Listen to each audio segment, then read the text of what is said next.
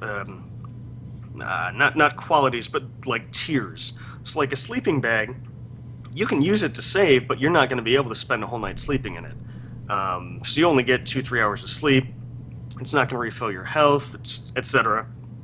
Like you would get in a regular bed. There's no fast travel. You have to walk everywhere you want to go. That's the way you should do it anyway. Yeah, a lot of people are of that opinion. Enemies won't show up on your compass, so I don't know what the perception skill would be used for aside from unlocking stats. Perception I mean, is for VATS, I think. You sure? I thought that was agility. Agility gives you more points, but I think perception gives you better hit chance, and if it's high enough, you can see vulnerabilities. Like, but you gotta unlock the perk. Yeah. Okay. But it's not useless. So, okay. I got a question. Like, you sound like you might enjoy one of these modes, Jake. I don't know. And I don't know how you feel about them, Randy. I like the idea of about half of these features. But then I start thinking, I don't want to, I mean, how fast does game time move here? Am I going to be playing the game and every half hour I have to open a menu and click on a water and click on a piece of meat to keep my guy fed? Like, I love menus, and this sounds horrible to me. Well, the way it worked in New Vegas, and obviously that's all we have to go off of because nobody's played this yet. In New Vegas, really the only times that you would be put out as far as having to, oh God, I'm starving, or I'm dehydrated, I'm going to die of thirst, was when you fast traveled, because basically those meters would tick up because your hunger and hydration meters would tick up instead of down. So if you'd hit 200, you'd be minorly dehydrated, and you'd take like a -1 to endurance. Well, those meters would keep ticking per hour when you were fast traveling. So, like, you'd get to your destination and be like, oh, by the way, you're almost dead. And you'd have to wolf down, like, 3 steaks and, 2 gallons of water. With the fast travel not being there, really, I mean, unless you're really good at the game and never get hit, you're probably going to be having to eat or drink often enough to replenish your health that it probably won't be an issue. Some of the cooler stuff about this is that there's more than just these sort of these boring meters like, oh, keep eating, keep drinking. There's stuff like that you think about in this wasteland, like, this place is really dirty. This would be a really dangerous place to be, not just because you're getting shot, and not just because of the radiation, but because of all this other stuff, like getting sick.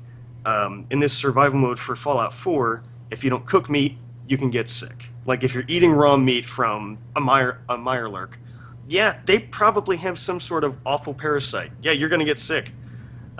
Same for drinking unpurified water. Like if a bloatfly stings you, they aren't stinging you, they aren't spitting at you. When a bloatfly is shooting at you, it is shooting its larva at you. It's basically laying eggs in you across the map. So yeah, that's probably going to make you sick. So it's got that stuff, and there's going to be antibiotics you can make from chem tables. Your ammo, like I said, has weight now, so you can't just grab tons of every ammo you see. Right, and God, what goes in the Fat Man? Mini nukes. Mini nukes, thank you. So like mini nukes will weigh a lot more than just like 5mm rounds. So you really have to be careful with that stuff. And what's even cooler is let's say you find 10 mini nukes somewhere, and yeah, it's going to put you 30 overweight, but you just say, fuck it, I'm just going to crawl my way back to town just so I can hold on to all this stuff. Well, with this survival mode, if you're the longer you're exceeding your weight limit, it hurts your legs, and eventually it will break your legs carrying too much stuff. So it's a lot of stuff, like you were saying, John. It seems like it would be really tedious, but really the most annoying thing is the weight thing. And well, that was already annoying. Well, I was going to say, you modded that right out of your game to start with, didn't you? No, generally what I do is I max out my weight, turn on God mode, go drop it off, turn off God mode. Okay, so you can still do that here, then. Yeah, I mean, like, I'm pretty sure there's a mod that will either turn it off or like make your carry weight like obscenely high, but I don't think there's a straight up console command to turn it off. Well, I think if there's one piece of this survival mode that I don't like, it's going to be that ammo having weight. Because encumbrance is just, I get why it has to be in games, it's just not fun. So something I read that I thought also sounded really cool was that everything takes less damage to die, including you. Like, I like the idea of actually having headshots and things like that function as headshots and dealing with kind of this real life wound and, you know, limb loss kind of thing. I've nailed raiders in the head with a 50 cal sniper rifle several times, and they're just like, meh. They just get mad. Yeah, and then they come after me. Well, and the other part is, like, I played the game, like, I built so much crap in that game that the survival mode, I would not even fuck with the colonial guys, whatever they're called. That's the thing, like, with the new crafting and stuff that they introduced, the incentive to just collect everything is so much higher than it's been before, and that's going to get really tedious, because you're going to go, like, clear out a couple houses, and then you're going to have to trudge all the way back to Red Rocket or wherever you're hanging out. Well, and I don't think I'm going to be building buildings anymore if I do a survival mode. And two, I think for weapon, I've heard that you can find really good weapons as you go, so the need to... You don't have to make them.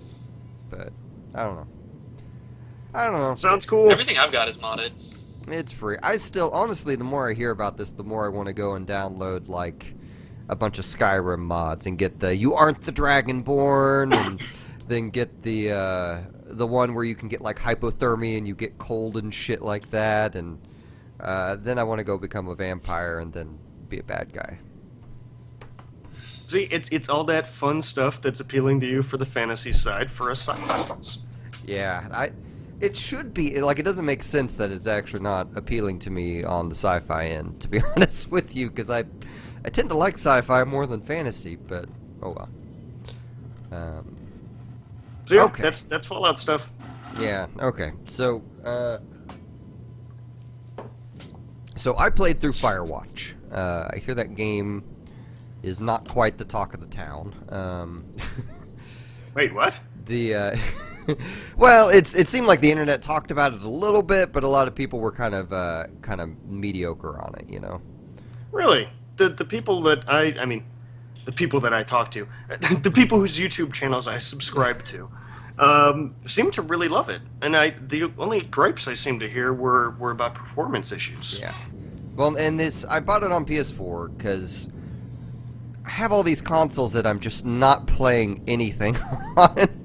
And I just ignored all the internet chatter because I figured, I mean, half of that is, I don't know. It's hard to gauge about how much of the internet chatter is false consensus and which isn't, because, like, I know Batman Arkham Knight was broken, yet all the members of the Tiltcast had it work fine on their PC. So it's like, are they all just that lucky? Is this...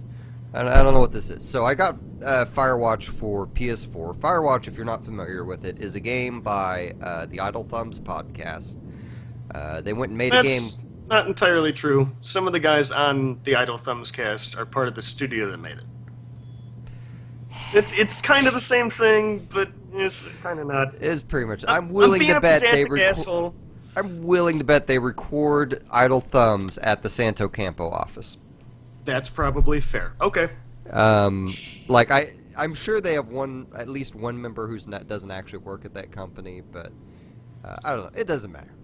To me, that was kind of the hype for getting it. It is, okay, you have these guys who, several of them worked at Telltale for the Walking Dead game, and they broke off, and then they decided to make this game. And the game is, it kind of functions a lot like Gone Home. I think I heard someone compare it to Gone Home, and after beating it, I feel like story steps and all, it is very much following the Gone Home model of things, except they have a more open environment to explore.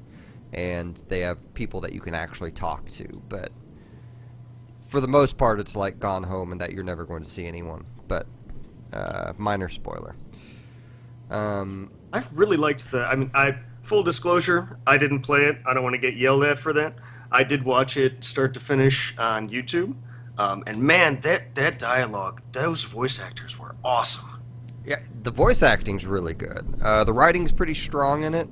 The conversations, for the most part, all feel very organic. Kind of the setup and the art style's absolutely gorgeous. I feel like their ambition was larger than their capability.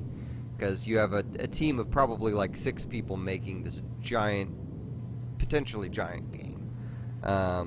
It did make me want to go get a job as a Firewatch, because it actually sounds kind of neat. The way the game presents it is, okay, you're a guy, you've had this tragedy in your life, and now you've signed up to go watch for fires in a Wyoming national park. You're X amount of miles away from whatever that famous park Yellowstone? is. Yeah, thank you. From Yellowstone. I almost said Jellystone. Jellystone. So you go out there and you climb through this tower, and you have someone that you talk to, and then certain things start happening, and the game's like very reactive to kind of your individual decisions. It's really weird because conversation is affected by what you do, but the story ending is not really. But it's a very pretty game. It's not bad. It's just not great for me. To me, it really is too structurally like Gone Home. Where I can't get into it without getting into spoilers. Come to think of it, but So you listen to Idle Thumbs, right? yes, well, Clearly. occasionally. I listen to the first 10 or 15 minutes. If they talk about something I care about, I listen, and if they don't, then I don't. Well, you probably listen enough to know how much they love Far Cry 2, right? Oh yeah. When you get a minute, go find a picture of the map from Far Cry 2 and compare that to the map in Firewatch. They're almost the same. And as I was playing through, I was thinking that I'm like, these guys would decide to build a game in a park where you just see random. There's not much wildlife you see, but you will occasionally see shit. I did see a raccoon who disappeared under a rock, but in like a really unnatural way. Like he was on the rock, he ran down, but I was already on the other side, and then he just vaporized. So Did you Did get the catch turtle? fire? you guys can't Does ask it? me stuff at the same time. It doesn't work. I know you want it to. Eh. What was that, Randy? No, I asked if the squirrel caught fire because you said he vaporized. It was a terrible joke. Oh, okay. Did you find the turtle? I did not. Oh, you didn't? Aw. I Bummer. read about that. That I think that might have endeared me to the game a little bit more. You can name him Turt Reynolds, or God, over that Shelley Duvall, I think was another possible name. Kind of what I found out about that game is because I started playing the game and I took the internet's advice and turned off the little waypoint for yourself on the map, and I got about halfway through the game without it, and then I'm like, I just don't care anymore. Just turn on the damn thing. I'm just getting turned around and lost, and I really just kind of want to see where the story takes me and what the characters say, and I never really feel like the game gives me a good time to go explore other than this is a video game. You can keep going towards your objective that everyone feels pressured you should do right now, or you could just go fuck off and do whatever you want, and it won't necessarily care. I wish because they very much control your times in the game, and I wish they kind of just gave you some free roam moments. I think the game would have been a little bit more powerful if they had done that. Yeah, it seemed like it was sort of the opposite of The Witness, where, and I've been playing Max Payne 3 for this month's Game Club, and it's sort of this weird, like, in Max Payne, they have all these secrets, like, they're golden gun pieces, which I haven't found all of them for a specific gun yet. I'm guessing it's some kind of upgrade when you get all the pieces. But, like, they keep, in every scene, there's this sense of urgency, like, okay, we gotta go find this guy right now, or, they've got the money that we came here to get. We need to go get them right now.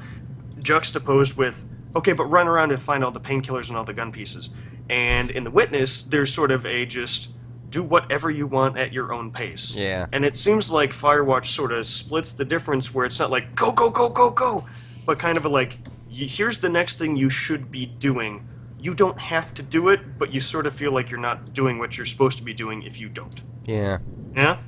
And you know, I guess the other part of it too is that, like the first, it took me a while to figure out how time passed in the game.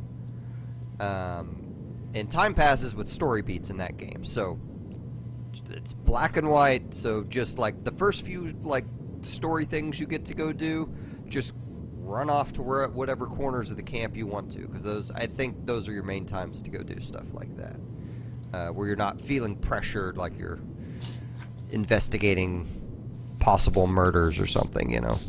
But so if you want to go exploring before the plot really starts. Yeah, pretty much. Pretty much. It really, like, it does, I guess it's to the game's credit that I felt like time might be passing, because the game really is pretty. Like, it's got a fantastic... Is it in real time? Like a minute is a minute and an hour is an hour? Not like Fallout time where it's faster? No, time doesn't move, but it makes you feel like time is moving. Because as you hit the story beats, it'll start moving time without really telling you, kind of thing. So, okay, you're on the other side of the park because you've been following the story beat. Now it's starting to get dark, and you got to get back, kind of thing. Gotcha. And when it gets dark, it is very kind of creepy, but... or, hey, it's been 2.5 weeks. Yeah. Like, it jumps. I've been meaning to read up, because I know I've heard the internet, like some of the internet's upset about the ending, and I have no idea why. Like, I felt it was kind of anticlimactic, but I didn't... By the time I got to the end, I'm like, there's no bait and switch. I don't know why anyone would expect anything else, but... I mean, yeah, it was a little disappointing, because you expect... You know, they spend the whole game building this thing, and you expect that to come to fruition at the end, and it sort of doesn't. Well, but there's really no other... That's how the game should have ended. I mean, it felt right. It's Gone Home. It functions like the Are There Ghosts in Gone Home. So, anyway. But for the most part, I like the game. I recommend it. I think it's got issues. I'm excited to see what that crew does next. I like those people. I think they write good. I think the music for the game is fantastic. I mean, Chris Remo's awesome at music in general, even if he did not stay on the one Idle Thumbs theme he should have from a year ago. But no comment. Man, that horns intro was the best one he had. It was real good. But anyway. So what other kinds of recreational parks do you enjoy? Well, there happens to be this other one that I go to sometimes on Netflix. It's a really cool digital park. Yeah, so I watched all the Parks and Recreation. Have you guys watched that at all? Yes, I think I watched the first season maybe a year ago, and it didn't grab me. I didn't hate it. It doesn't really get its feet under it until season 2, I think. I agree completely. The first season... Which isn't uncommon. That happens a lot. The first season isn't bad, it just isn't necessarily good. It doesn't make you... Like, you hear all these people kind of talk about how funny or great it is, and after the first season, you're like, I don't see it. Right. And second season, I think it takes off. I have now watched the entire series. It's not that long, right? Like 6 seasons, maybe? 7 seasons. 7? Last season's a half season, and the last season is kind of a home run stretch kind of thing. Yeah, like wrapping everybody's lines up. And it gives you so much closure for that show. It's unbelievable. They're like, here are the characters present day, here are the characters 20 years in the future. Oh, wow, they do the Animal House 20 years in the future thing, huh? Yeah, but they do it throughout the episode. Oh, okay. So it's really cool how they do it. It's the 7th season. It's weird because it may be one of my favorite seasons of the show, but it can only be good if you've seen the rest of the show. Yeah, that makes sense. Yeah. For the most part, it's just really refreshing to see a comedy that does a couple things. One, you have a protagonist who is actually good at what they do, who is actually likable, who is not a complete and abject failure, and who is progressing. You have side characters who are all kind of looking for their own paths in lives and doing things and branching out and moving or whatnot. You aren't just stuck with a set of characters working in a bar who keep the same jobs the entire show, you know? What are you talking about? I wonder. Speaking of that show's gotten kind of stale. This season's not great. Okay. Sorry, not to sidetrack you. Keep talking. You see, I was actually making a poke at, It's Always Sunny, right?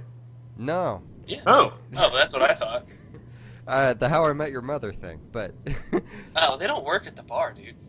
Well, no, I was just... Oh, well, I was saying, like, They just hang out there all the time. They always go to the bar. It doesn't...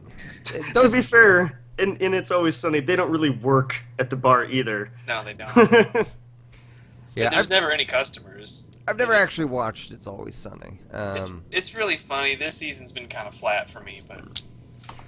Well, and I think Parks and Rec ended where it should have, honestly, because I think the 6th season was starting to get kind of weak, and then 7th, I think they just said, let's wrap it up. And that's the other thing I like about Parks and Rec is that it's a show about government that's entertaining because it doesn't get lost in political bullshit, and you have really likable characters that represent... it's about the humdrum everyday business of government, right? Yeah. You have Leslie, who's this, let's use government and social programs to do thing, and then her boss, Ron Swanson, who is one of the best characters ever written. He specifically took the job to make sure that nothing got done. Yeah. If I remember correctly. He consistently has some of the best moments in the show. For example, one of them, he's talking about how he has this piece of paper in his wallet that is his will, and only the man who can kill him can read the symbols on it. And then they have a moment later on in the episode where someone, like, I don't know, they find it or sees it, this guy picks it up and goes, huh, what do these symbols mean? And he just looks at him, I knew you weren't the one. And walks off. Oh, God, and I forget that actor's name. He's super awesome. Let's all just think about it. We're not on computers right now. But, like, he's a real-life woodworker. Like, he builds canoes and shit. Like, he is a man's man. Nick Offerman. Nick Offerman. And he's got that deadpan delivery. It just, he's perfect for that role. He's like the breakout star of that show. Yeah. He is great. I mean, they're all great in it, but he's definitely my personal favorite. But it's a show I really like. I feel like I'm always watching things that are bummers, like even if they make you laugh all the time. With bummers like they're not very good, or bummers like they make you sad. Like they're like, okay, for instance, Venture Brothers. Venture Brothers is fucking genius, but the show in its entirety is about a failure of the son who never wins. It is about his kids who are never going to win either. If they win, it's that they fucked up so hard that it doesn't matter anymore, typically. Mm-hmm. And that's kind of the structure, I think, of most modern-day comedies, is that very pessimistic point of view. So it's just abject losers. Yeah. BoJack Horseman, another great example. So, and I haven't watched that. I've heard it's a great show.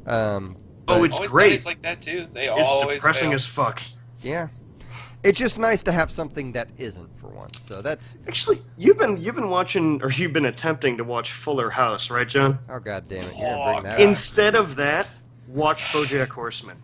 I have watched one episode of Fuller House, most of which I watched during lunch today. I had it minimized in my computer screen like I was watching porn. BoJack Horseman did a year and a half ago, or 2 years ago, or whenever at this point. They did correctly what Fuller House is trying to do now. It's great. Give it a watch. I'll check it out. I have no interest in Fuller House at all. And I was big into Full House when I was 6 or whatever, and it was on the air, but... I just, sometimes you're driving by and there's a building on fire and you just stop and watch it. I guess. I can't believe they got most people back. I guess they're desperate for work. The only two who had acting, like a semblance of an acting career was, the guy who played Uncle, Stamos, and Rebecca Romaine. Oh, Bob Saget. I hear she's done okay. She wasn't in the show. What are you talking about? That's his ex-wife. Are you sure? I thought Rebecca Romaine Stamos was on the show. No, he was married to some other chick. in the show. Yeah, he wasn't married to Rebecca. The girl's name was Rebecca, I think. The character's name. Wow, I must have been. I always shit. Even back when I was like 9, whenever the show was on, I've thought this my whole life. I guess I'm totally wrong. Yeah. Okay. According to IMDb, her first show was Friends in '97, and I'm fairly certain Full House was over by then. I always thought the it was character's weird name that was she Rebecca. looked so different. I just chalked it up to me having a shitty memory when I was a kid. My wife just confirmed off camera that yes, the character's name was Rebecca. Well, I'm glad I could make an ass out of myself on the internet. There you go. I know you've been shamed for not knowing things about the classic, 25-year-old wonderful, critically appraised TV show sitcom. Full House. It was. I'm hopped up on There Dayclaw. was I watched I was just kind of messing around and I had the TV on and a syndicated rerun of it was on. And I was just kind of watching it like, I used to like this show. Let's see what it's about. It's dumb and stupid and bad. Mm-hmm. And it's Cut so it corny. out. Yeah, it's the worst. I couldn't watch one episode now. I'll tell you, I'm tired of Netflix making sequels to things and not having the original on their service. You can't go and watch Full House on their service. You can't watch it's Crouching all Tiger, over. Hidden Dragon on their service. It used to be on. It's bullshit. They used to have Crouching Tiger. Yeah, they but only get the rights to those things for so long, right?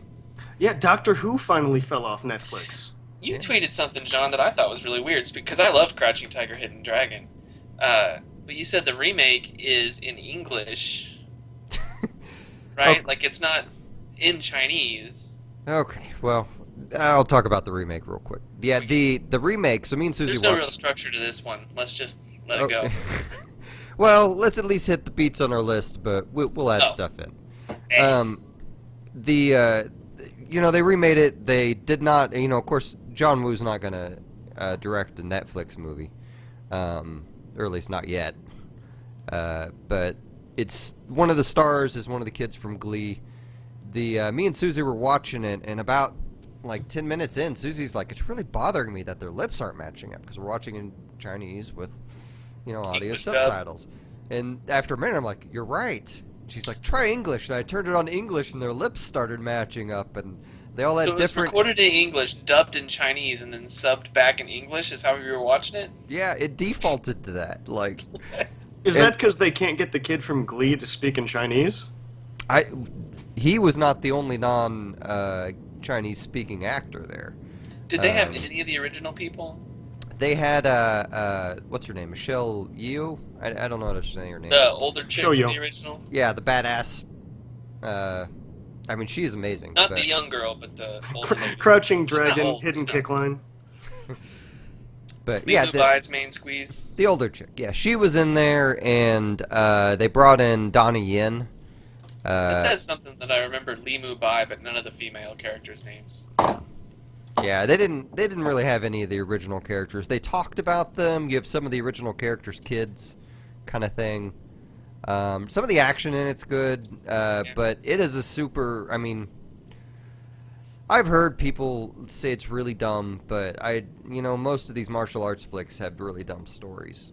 If you Sure, didn't think it was corny really dialogue. dumb, then you weren't paying attention to the story. Hmm. So this one has a very dumb story, and characters make some really, like, the bad guys, like, "Go get me that sword," and then the bad guy's like, "I want to get this sword," and then his witch chick is like, "Send this kid, his destiny's tied to it." Why would you do that? She Witch just chick. told you that this kid is tied, his destiny is tied to this sword. Why would you send him to get it? That just means he's supposed to wield it. Like, that's... Anyway. But it doesn't matter. It's... For a martial arts flick, it's fine. I didn't mind. Me and Susie liked it. Susie liked it a bit more than me, but I still liked it. But if you're like the rest of the internet, you won't. So, but it's no slam dunk. You know what I'm saying? Yeah, well, not everything can be. Especially when it comes to playing sports games on the PC. Sports games. Yeah, it's a real popular topic in these parts. Hey, I like sports. I like sports games. I was super sad when they got rid of NCAA. Well, I mean, spike up the conversation, man. Ooh, Well, We're I giving wanna you hear what you were leeway gonna here say. to do it. there was a volleyball reference, but close. They have NCAA volleyball. They do, but mostly I was talking about NCAA football. Just give So it there's give it some leeway. there's there are your four major sort of sports franchises when it comes to gaming. There's Madden, obviously, NHL, NBA 2K, and MLB. Depending on what version of that you like, there's the MLB 2K, and then there's the show, which I prefer. Only one of these franchises is on PC, which seems to be the only thing I want to play games on anymore. And so I play a lot of NBA 2K15. Sure. And it's what jumped out to me this week, and I don't know if this is really a topic I want to spend a ton of time on. It's weird because I'm not a basketball fan. Obviously as a Chicago, growing up here in the 80s and 90s, everyone here loves the Bulls because Bulls 90s. You've probably got a T-shirt or something. No, Somewhere but in I there? used to have the Jordan jersey. Dang. That was way too big for me at 9 years old. That was the style back then.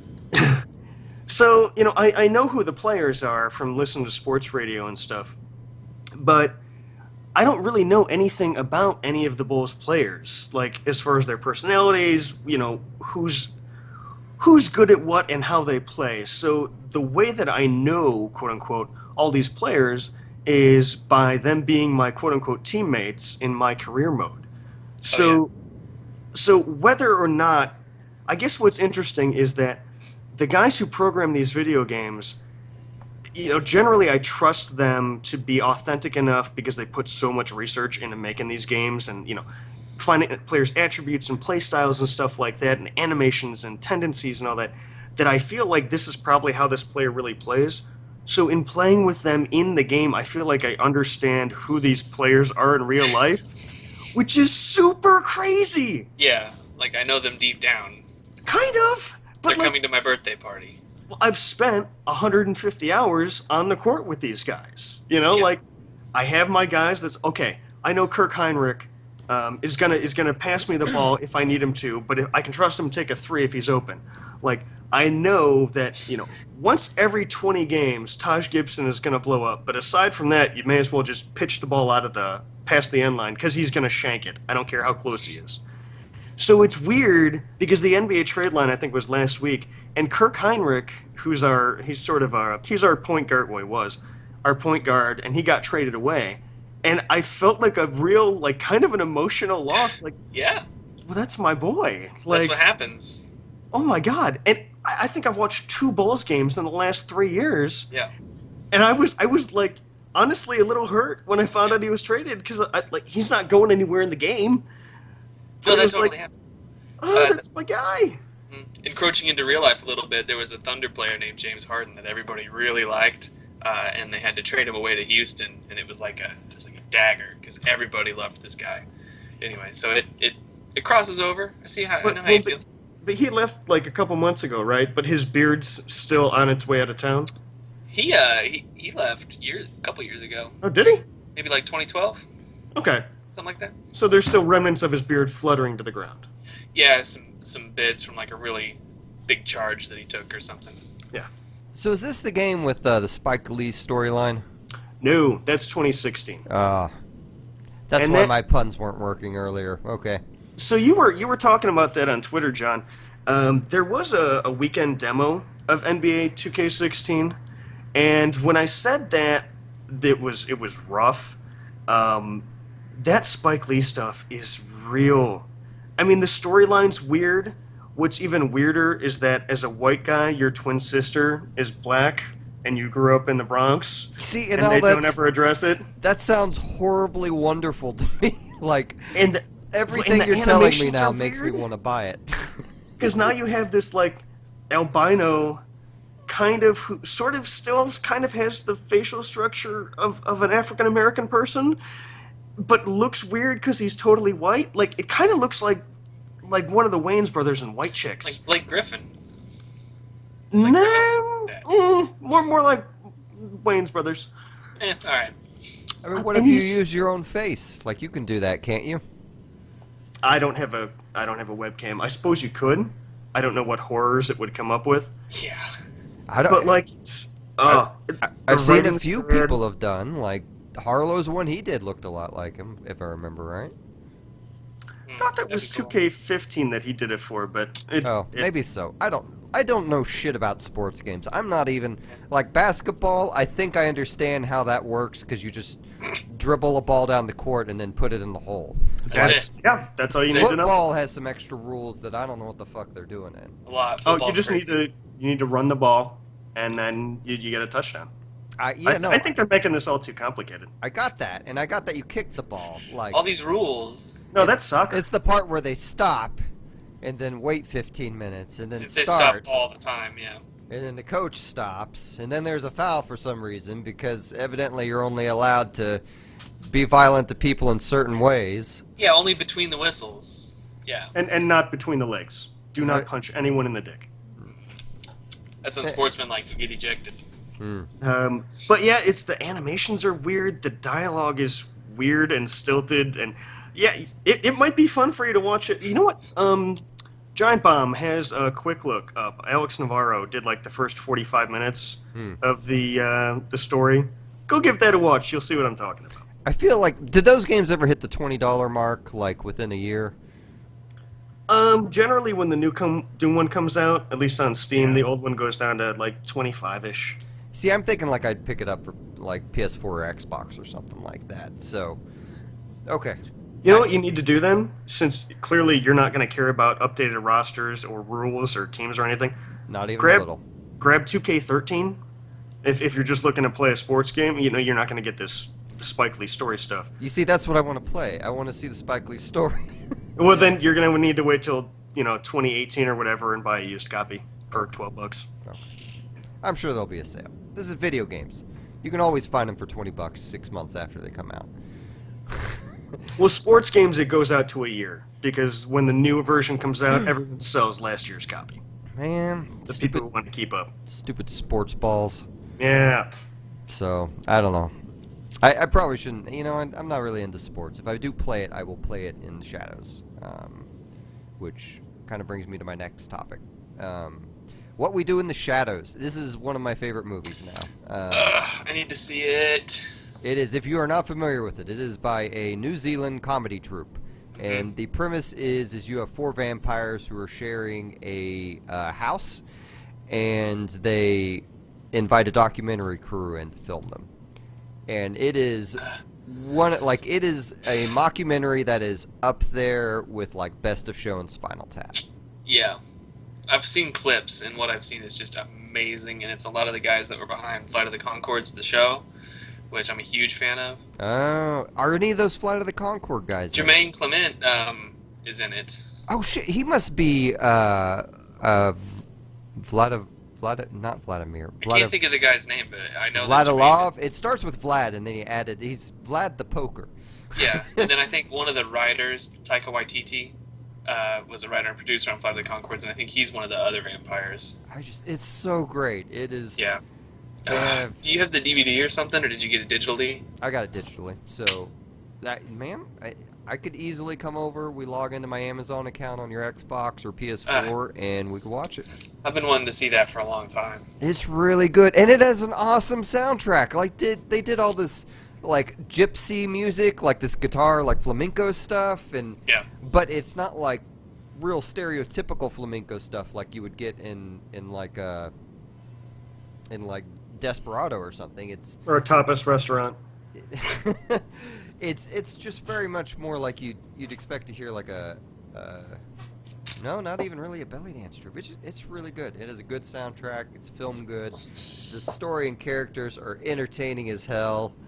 It is I'm pretty burnt out on vampires. I'm not as burnt out on vampires as I am zombies.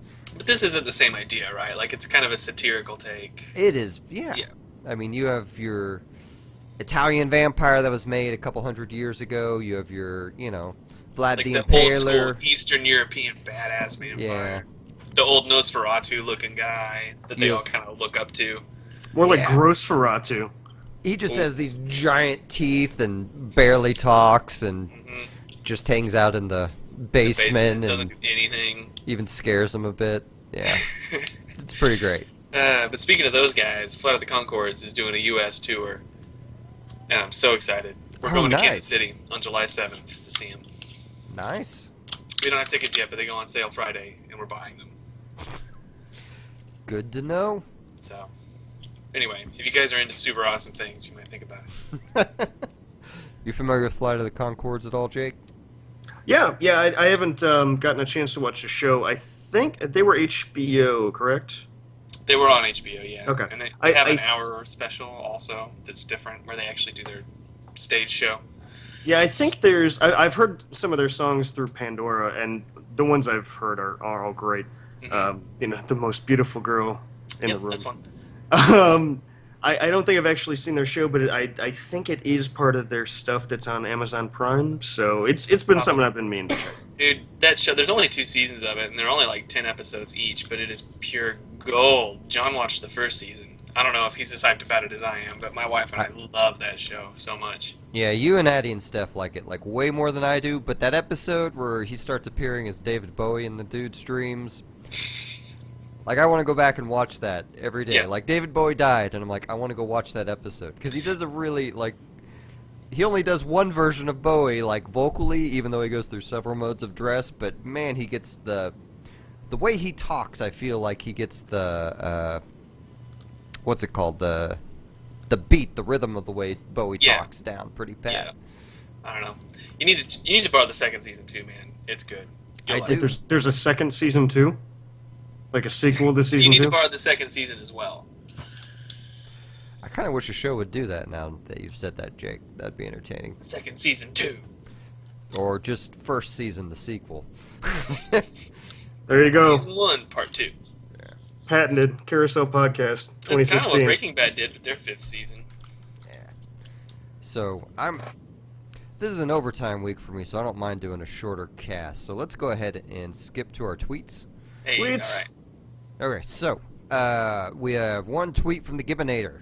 He says, I need an absolute beginner's guide for Dark Souls. Got any good suggestions? I got a couple. You guys want to go first? Because I saw his tweet earlier today and went, I'm gonna find me a list.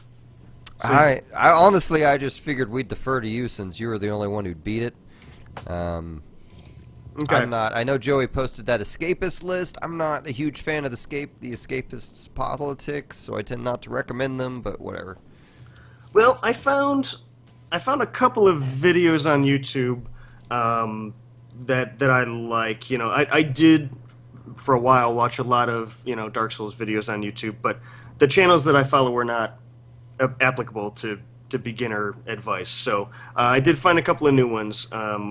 The user that I found who did like a top 10 for beginners video, the username is his Wardship, 2 words, Wardship, WARDSHIP. I don't agree with everything he says in his top 10, and I'll go into some details in a minute, but that's a good place to start. And then there's also the second, like if you type in beginners Dark Souls guide or something like that, beginners Dark Souls tips, the second one that comes up in the list is like a Dark Souls for Dummies or something. I made it about halfway through that video, and it seemed like pretty good advice as well. The strongest thing I would want to point out, because everyone who I've talked to who has sort of been like, fuck this game, I'm not dealing with it, and I had this same experience too. When I first started playing Dark Souls, I played it for like 2 or 3 nights and said, fuck this, I'm done. And I had to come back to it 3-4 months later for it to actually grab me. And a large part of that is because when you get out of the first area, which I wouldn't call like a prologue, it's kind of a prologue, it's sort of the tutorial area, but not really. There is a boss in this area that you can skip. You don't have to fight him the first time. But once you get out of that, it's called the Undead Asylum, and you get to sort of the main area, which is called the Firelink Shrine. You can go in one of 4 or 5 directions. There is a correct way to go for your first path, and they give you 0 indication of which way that is. So, what I would recommend is you go to, it's a wiki, it's darksouls.wiki.fextra, F-E-X-T-R-A, life.com. And they have a game progress route. And the video that I was talking about earlier, one of their biggest things is don't look up anything online, don't look up any tutorials, any boss fights, none of it, no maps, no nothing. That's bullshit. Because you are just going to get frustrated if you go in the wrong way. Because there's definitely, it's not a linear progression, but there are better places to start if you don't know what you're doing. And that progress will give you an idea. Because otherwise you're just going to get fucked up by enemies. Like, the way that I went the first time, you go right into a graveyard, which has a bunch of skeletons that you can't kill unless you have a weapon that's upgraded up a certain upgrade path. They're just going to keep coming back to life, and you're going to get pissed, and you're going to quit the game. So follow that progress route, at least until you're comfortable with the game.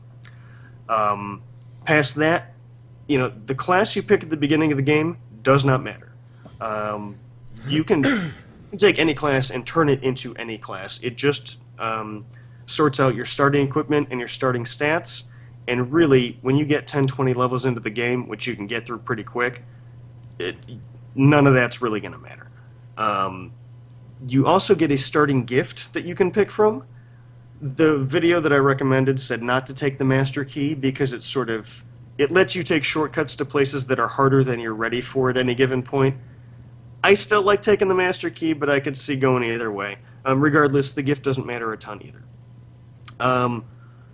I guess there's a couple major things, and I don't want to get too granular because really you're just going to have to play the game and it's just going to have to grow on you, and you're going to have to figure out how it wants you to play it, and just that's the only way you're going to get good or even passable at it.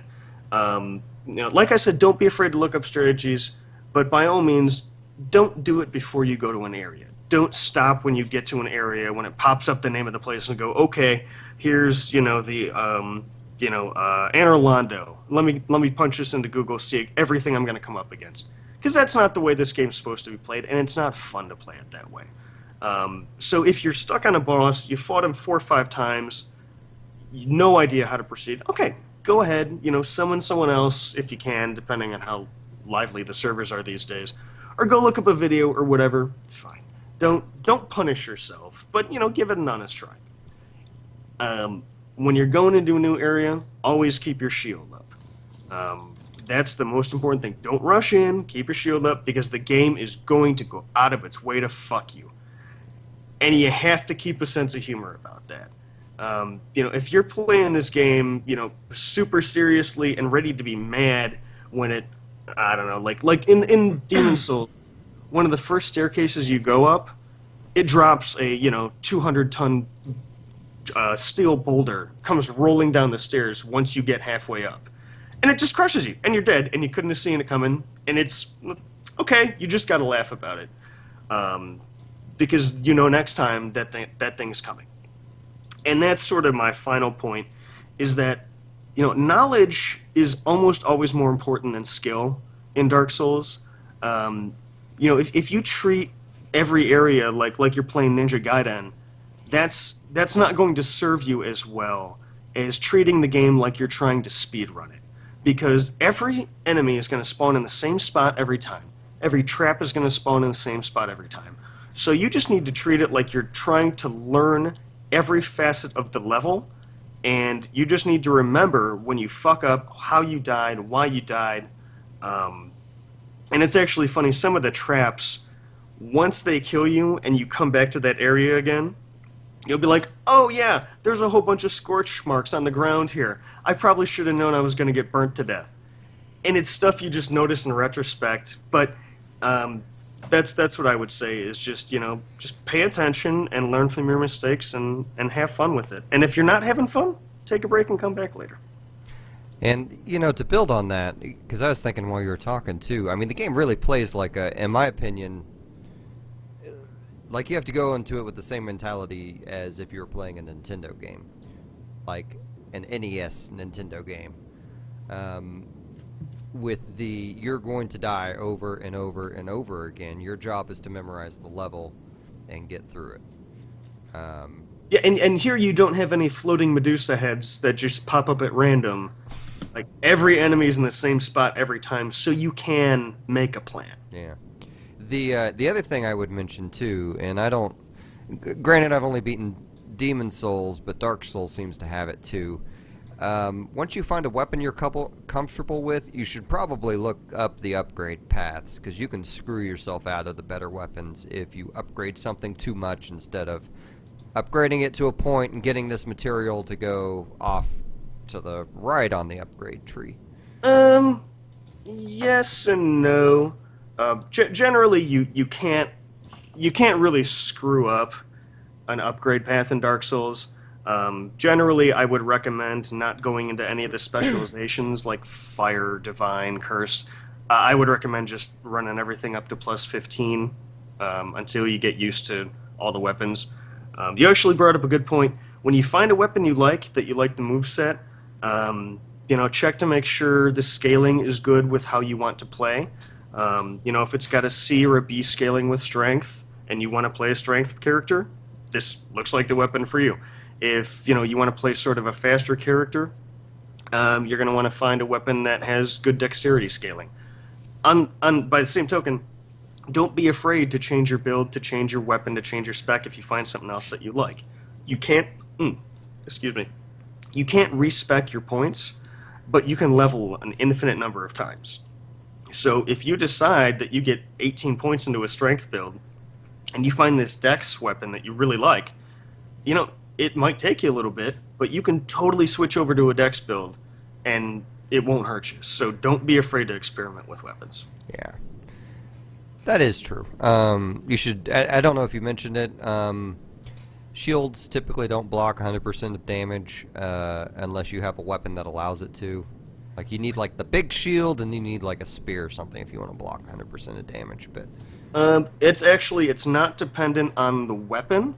The spear lets you hold your shield up while you're attacking. Oh, that was it. There's a physical defense rating on each shield. And, like, the wooden shield only blocks 70% of physical damage. So, like, you want to try and find one early that's at least 90 and hopefully 100%. And also, I guess the most important thing in the game is stamina management, ladies. It's basically anything you do aside from walking, holding up your shield, well, that doesn't drain stamina, but every time you slash with your sword or mace or whatever, if you're running, if you dodge, roll, any of that drains stamina. I don't know if you block something with the shield, doesn't that take stamina? Yep, if you block something. If your shield is up, then you're not regaining stamina as fast. So, like, if you want to regain stamina and there's not someone right in your grill, you probably want to lower your shield so your stamina can move up quicker. But yeah, those are kind of the main things, and really, the key is probably to play a little bit, go watch those videos I mentioned, then play some of the game. And get a couple hours in, and then maybe go find another couple of videos, and you'll know what they're talking about a little better, and you can just sort of keep glomming stuff on. Oh, one last thing. There are skippable areas. There was one area that I super hated. It was the sewers, I think. And it was awful. There's stuff that'll petrify you and kill you in one shot without you being able to block it. Totally skippable area. Could have skipped it in the first place. So just... yeah, that guide will tell you what you can skip and what you can't. I'd like to get back to that game. Like, I have a Dark Souls save that's like 40 hours in, but I've barely gotten anywhere. But I still want to grab that character, but I feel like I'm wasting my time if I'm not streaming it for some reason, and it's on PS3, so it's never going to happen. Well, all you'd be doing is publicly humiliating yourself. I mean... That's true. But people are into it. I mean, we talked about this earlier. That's the type of comedy people like. They like it when someone is miserable and failing. They don't want to see a winner. BoJack MusiM. They want someone they can relate to. Oh, wow. Did I just insult everyone? My bad. Yeah, everyone's losers. Yeah, all these shitty people want to find someone shitty they can relate to. There's going to be huge. Huge. Yeah, okay, let's stop that. I'm sorry. I'm sorry about that path I took us to. I'm a horrible person. You guys will get over it. Oh, go Google Last Week Tonight Donald Trump if you haven't already. I did. Oh, yeah. Boy. That was... oof. Fascinating tidbit about that video. When I looked at it this morning, 60,000 likes, 3,000 dislikes. Every single comment on there was like, oh yeah, how much did Hillary pay you to do this? And just like, crazy like comments like that. I'm like, wow, Yeah. all 3,000 people commented on this video that hit the thumbs down. Yeah.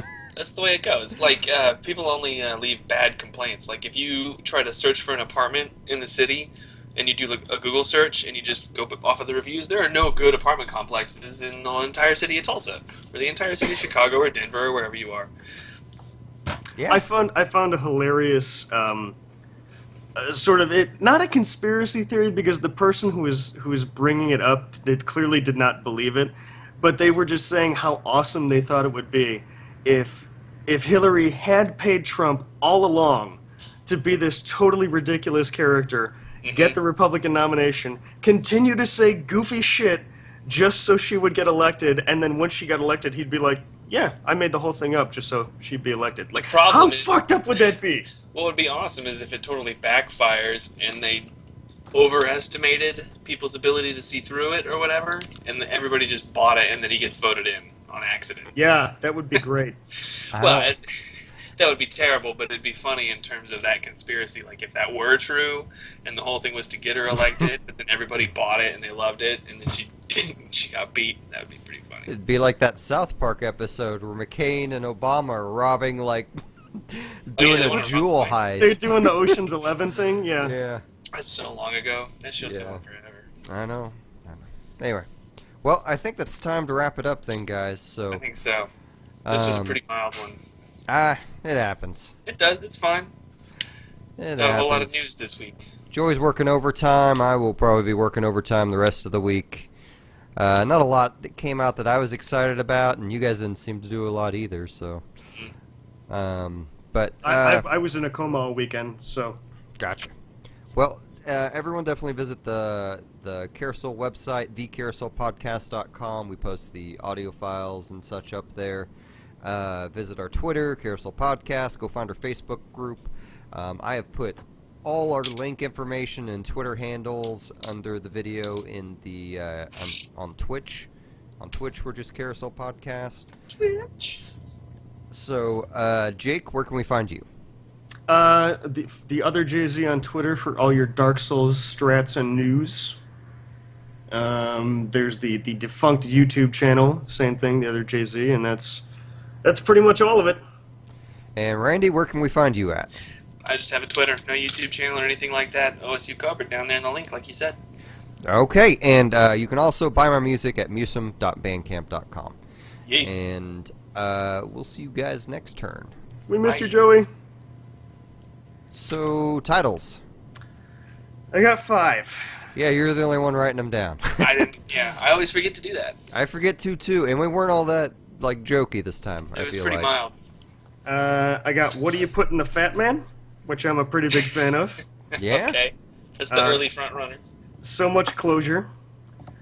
Crouching Tiger, Hidden Kickline, which I actually fucked up when it was live during the show. I said Crouching Dragon, Hidden Kickline or something. You A idiot. second season 2, and BoJack MusiM. I'm thinking Fat Man. Yeah, what goes in a fat man? What? Ooh. What do you put in the Fat I Man? almost wish I had said that, but yeah. What was do it you put in actually? the Fat Man? Okay. Yeah, We have a that one. burger place in town called Fat Guys. It's real Oh. good, and that just makes me want to go there. The sentence makes me want to go to Fat Guys. It's like jalapenos, bacon. I mean, Whatever these you are want. things that go in a Fat Man. Yeah. Yeah. Oh, they're Jeez. so good. Damn you, John. It's kind of ironic because in Parks and Recreation, they have a fictional chain called, I don't remember what it's called, but their logo is like some big fat dude eating something, and it's like Yeah. the same logo as Fat Guys in town. Yeah, man, they make no bones about it. Yeah. Anyway, okay. Well, thanks everyone for joining us on the Yep. stream, and we are out. All right. Hey, see ya. hey.